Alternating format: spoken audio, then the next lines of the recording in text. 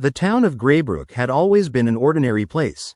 Quaint streets, friendly neighbors, and a history that stretched back centuries. But once the sun dipped below the horizon, shadows crept long and dark, and whispers of folklore floated through the air like ghostly breath.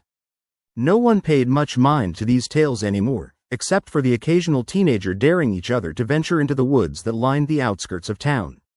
Rachel had always been skeptical of the stories. She loved adventure and thrill, but she believed in fact, not fiction. Still, her curiosity had always been piqued by the unspoken legends about the Graybrook cryptid, a creature these stories called the Wraith of the woods. Descriptions varied. Some spoke of a tall, shadowy figure with glowing eyes. Others said it had elongated limbs and a voice that sounded like distant thunder. But all agreed that it was dangerous, maybe even deadly. One chilly October evening, Rachel decided to challenge her doubts. Alone, armed with her flashlight, a notebook, and her camera, she slipped out of her house and headed toward the dark woods.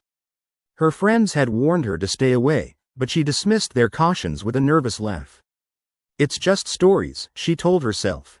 "Nothing's going to happen." The trees loomed over her as she stepped between them. The canopy was thick, casting the ground into near darkness, save for her weak flashlight beam.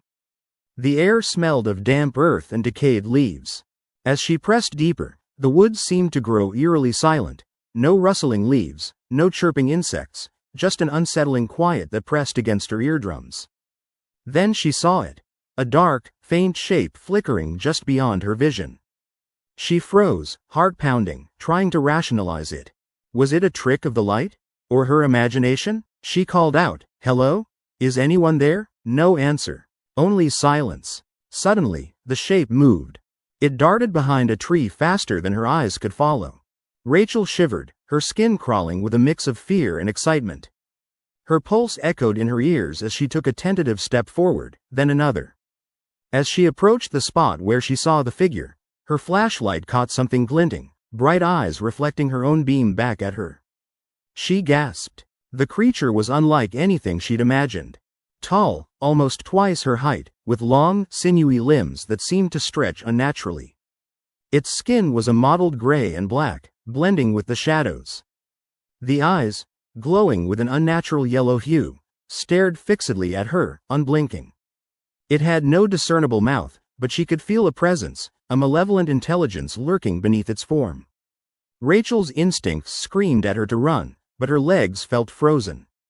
The creature took a slow step forward, then another, as if evaluating her, weighing whether she was worth pursuing. In that frozen moment, she remembered her brother's warnings. Don't ever look away from the Wraith. It feeds on fear. Summoning her courage, Rachel raised her camera and snapped a photo. The flash illuminated the creature's dreadful form, and in that instant, it hissed, a deep, guttural sound that resonated within her bones. The creature recoiled momentarily, lips curling into what she could only interpret as a snarl. That's when she saw the second set of eyes, smaller, lurking behind the creature, like a child hiding. She felt a shiver of dread and relief intertwined. She turned to flee, stumbling backward through the undergrowth, her mind racing with panic. Behind her, the creature let out a shriek, a terrible, echoing cry that sounded like the wind tearing through hollowed trees. Its shadowy form lunged toward her but paused, seemingly reluctant to leave its domain. Rachel didn't look back as she ran, her footsteps pounding the forest floor. Adrenaline surged through her veins, blinding her to everything but escape. She burst out of the woods, gasping for breath, and slammed the door to her house behind her. Her hands shook as she clutched her camera, trembling with fear and awe. In the days that followed, Rachel reviewed her photos. The image of the creature was grainy but unmistakable. She showed it to her brother, who studied it carefully and then became visibly pale. "This isn't just some animal," he whispered. "That's the Wraith. I thought it was just a myth." But the story didn't end there. That night, Rachel began to notice shadows moving at the edge of her vision, fleeting shapes that disappeared when she looked directly at them.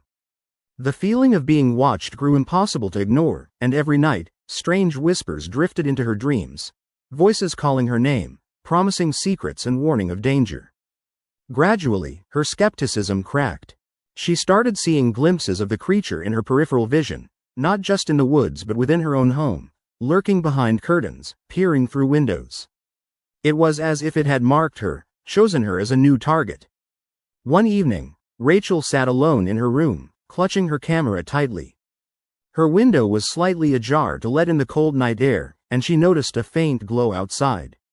She reached for her camera again, but before she could lift it, a shadow fell across her wall, distorting her reflection. The Wraith materialized, clearer now, taller, more terrifying than before.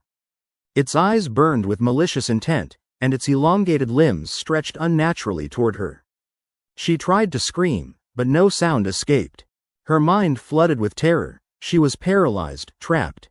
Then, the creature's cold, silent voice echoed in her mind. "You saw me, and now you belong to me." Her vision blurred as her connection to the world faded. The last thing she saw was those glowing eyes closing in on her, consuming her in darkness. When her brother found her the next morning, she was gone. No sign of struggle, only her camera abandoned on the floor, its screen flickering with the last photo she took, an image of the Wraith, reaching out with shadowy fingers, and the words, "I see you, now you see me too." They say the woods of Graybrook are haunted not by ghosts, but by something far worse.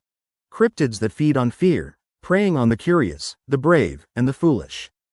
Rachel's story became just another whispered legend, warning others to stay clear of the darkness that lurks just beyond the light, where the Wraith waits patiently, watching, waiting for the next soul to dare breach its silent domain.